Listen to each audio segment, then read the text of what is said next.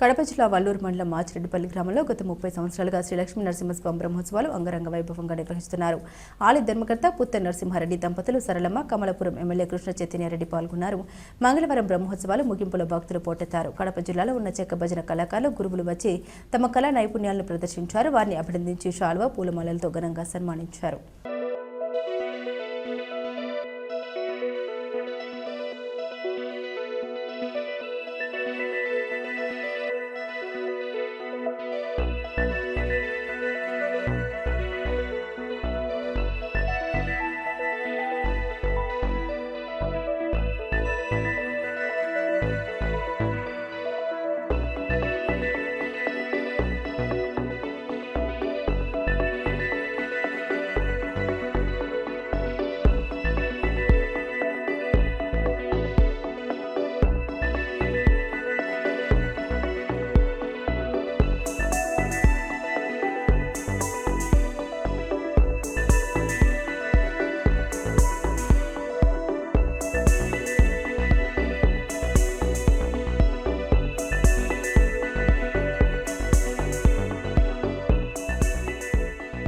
గత 30 సంవత్సరాలుగా ఈ మాచిరెడ్డిపల్లి గ్రామంలో చెక్క భజనల పోటీ బాగా నడుస్తూ ఉంది. చెక్క భజనలకు ప్రైజులు కూడా ఉన్నాయి. ప్రతి సంవత్సరం కూడా ఇది 30వ సంవత్సరం జరుగుతూ ఉంది. 30 సంవత్సరాల్లో మొట్టమొదటిసారిగా గురువులు అందరూ వచ్చేసి కడప జిల్లాలో ఉండే చెక్క భజనలు చేపించే గురువులు అందరూ వచ్చేసి ఈరోజు వాళ్ళే భజనలు చేస్తూ ఉన్నారు. దాంతోపాటు ఇది కొత్త రకంగా మేము కూడా ఈ రోజే చూడడం, జడకోపు అనేది నేను కూడా ఈ రోజే చూడడం జరిగింది. చాలా బాగా ముందు జడ మాదిరి అల్లేశారు. దాని మళ్ళా పూర్తిగా దాని ప్రకారం వాళ్ళు తిరుగుతానే ఊడితీస్తారు. చాలా కష్టమైన పని ఇది. బాగా సులువుగా అందరూ చేస్తారు. వాళ్ళందరినీ కూడా మేమందరినీ కూడా అభినందిస్తున్నాం. అభినందనతో పాటు వాళ్ళందరికీ కూడా సెలవులు కప్పేసి వాళ్ళకు దేవుని ప్రసాదం ఇచ్చేసి అలాగే చేయాలనేది సంకల్పం కూడా చెప్పిన ముందు మీరందరూ కూడా చూసిన తర్వాత ఒక మంచి గ్రామీణ ప్రాంతంలో జరిగే ఈ కార్యక్రమాలు చెక్క భజనలు అంటే టౌన్లలో ఉండవు. గ్రామాల్లోనే ప్రతి గ్రామంలో కూడా నేర్చుకునే వాళ్ళు ఉన్నారు. వాళ్ళకందరికీ గురువులు వచ్చేసి నేర్పించిన తర్వాత వాళ్ళకు 4 నెలలకు 6 నెలలకు గజ్జ పూజ అని పెడతారు. మొన్న పోయిన ఆదివారమా పోయిన శనివారంలో పబ్బాపురంలో మన కోలాటాలు పెట్టి చేసినప్పుడు ఇప్పుడు మిమ్మల్ని అందరూ రాండి చూస్తాం ఒకసారి మీ గురువులందరినీ కూడా చెప్పడం జరిగింది. దాంట్లో భాగంగా వీళ్ళందరూ కూడా వచ్చారు. వాళ్ళందరికీ కూడా పేరు పైన మా నమస్కారాలు తెలియజేస్తూ మా దేవస్థానం తరఫున వాళ్ళందరికీ ఆయురారోగ్యాలకు జరిగి అలాగే రాష్ట్రంలో ఎక్కడైనా భజనలు జరిగినా మన కడప జిల్లాకు మంచి ప్రైజులు కొట్టుకురావాలని ఆ దేవుని ప్రార్థిస్తూ ఉన్నాం. శ్రీ లక్ష్మీ నరసింహస్వామి బ్రహ్మోత్సవాలు 30వ వార్షికోత్సవ బ్రహ్మోత్సవాలు ఈరోజు ఘనంగా జరిగాయి.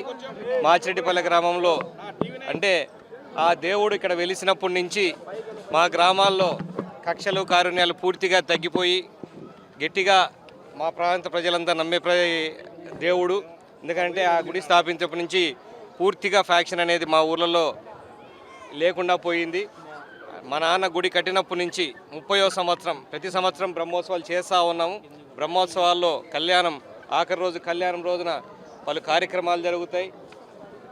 తాళ భజన, చెక్క భజన, పద్యాలు, కోలాటాలు, బండలాగుడు పోటీలు అన్నీ గ్రామీణ నేపథ్యంలో జరిగే ఈ పోటీలు అంటే గ్రామీణ కళలు, మన జానపద కళలు ఎక్కడ కూడా తరిగిపోకుండా ఉండడానికి అవన్నీ వెలుగులో తీసుకురావడానికి మా నాన్నగారు మొదలుపెట్టినప్పటి నుంచి కంటిన్యూ అవుతానే ఉన్నాయి.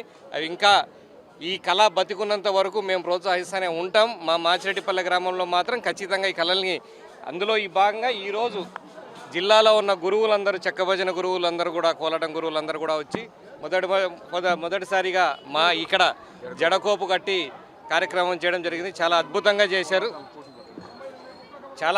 చేశారు. ఇది ఒక చాలా టాలెంట్, అంటే చాలా టాలెంట్ ఉండాలా, చాలా ప్రాక్టీస్ ఉండాలా. అంత ఈజీ కాదు ఇది. చూసిన మనం మొదటిసారి ఈసారి 22 బృందాలు కోలాటం పోటీలు వచ్చినాయి. అంటే ఇంతవరకు ఎక్కడ జిల్లాలో రాలేదని చెప్తా ఉన్నారు. ఎందుకనంటే అది మనం ఎంకరేజ్ చేయాలని ఉన్నాము.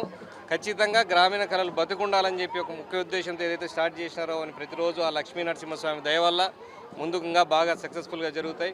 మీ అందరి ప్రోత్సాహం, ఈ జానపద కళల్ని మీరందరూ ప్రపంచానికి చూపించాలి. వీళ్ళు చేసింది ఊరికే మనం చూసి పోకూడదు. వీళ్ళ కళలు ఎందుకనంటే ఒక జానపద గేయం మన పెంచలయ్య పాడిన పాట కొంచెం ఫేమస్ అయితే ఆయన సినిమాల్లో ఛాన్సులు వచ్చినాయి, చాలా ఫేమస్ అయినాడు.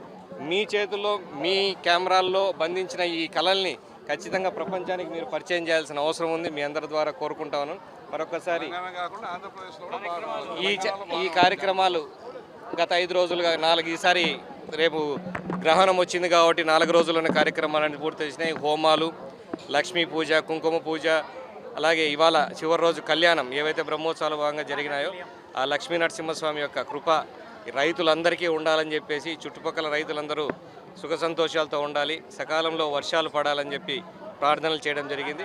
ఇవన్నీ కూడా సక్సెస్ అయినందుకు ఆ దేవునికి మరొకసారి ధన్యవాదాలు, నమస్కారాలు తెలియజేస్తాను.